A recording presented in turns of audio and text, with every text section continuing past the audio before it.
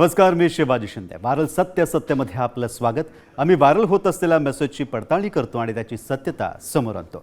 आता दावा करण्यात आला आहे की 10, 20, 50 आणि 100 रुपयांच्या जुन्या नोटा बंद होणार आहेत.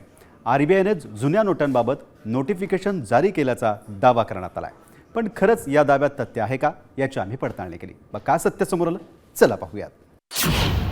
10, 20, 50 आणि 100च्या जुन्या नोटा बंद होणार. RBI कडून 2005 पूर्वीच्या नोटांवर बंदी.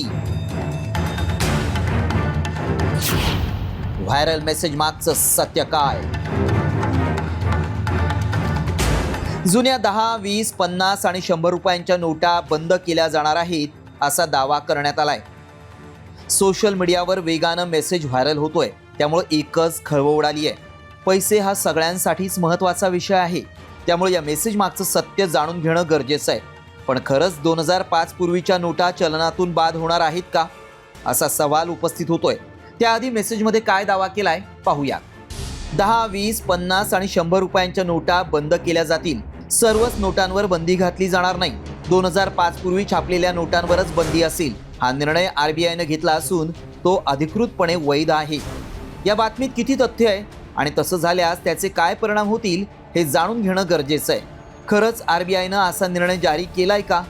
बँक ऑफ महाराष्ट्र बँकेचा लोगो असलेला एक पोस्टर व्हायरल होतोय, त्यामुळे अनेकांना यावर विश्वास बसतोय. कोणतेही मोठे निर्णय घेण्यापूर्वी कंपन्या आपल्या ग्राहकांना माहिती देण्यासाठी पेपरमधून निवेदन देतात. तसंच हे नोटिफिकेशन जारी केल्यामुळं संभ्रम निर्माण झालाय.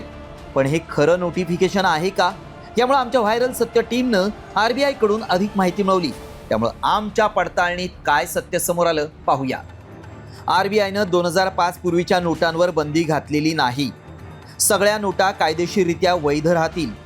नोटांबाबत महाराष्ट्र बँकेनं नोटिफिकेशन काढलेलं नाही. चुकीच्या माहितीवर विश्वास ठेवू नका. सध्या कुणीही काही मेसेज व्हायरल करतं आणि लोकांची दिशाभूल केली जाते. त्यामुळे तुम्हालाही असे मेसेज आल्यास आधी खात्री करून घ्या. कुणालाही असे चुकीचे मेसेज पाठवू नका, नाहीतर यामुळे अनेकांचं नुकसान होऊ शकतं. आमच्या पडताळणीत 10, 20, 50 आणि 100च्या जुन्या नोटा बंद होणार असल्याचा दावा असत्य ठरला आहे.